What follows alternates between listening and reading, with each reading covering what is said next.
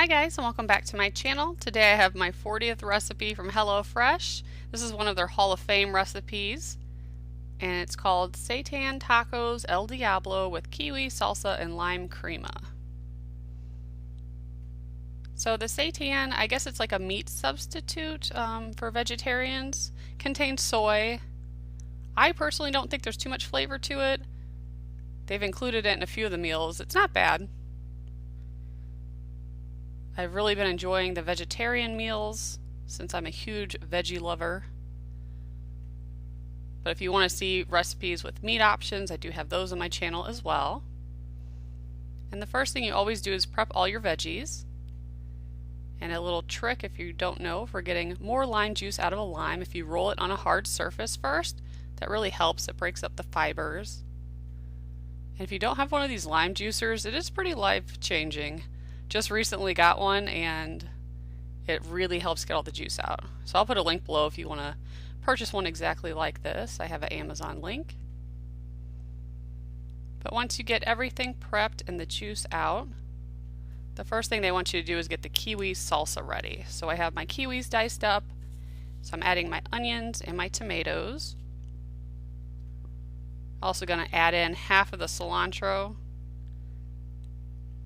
some lime juice, and then season with salt and pepper. Give that a really good mix and then set it aside. Then in a pan I've heated up some olive oil. I'm adding in my peppers and my onions. Again, going to season that with salt and pepper and let those cook for about 3 to 5 minutes. And once those are nice and softened, you can add in the seitan.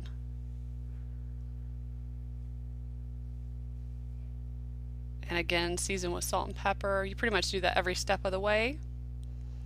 And I let this cook until it was heated up thoroughly, which took about 5 minutes or so.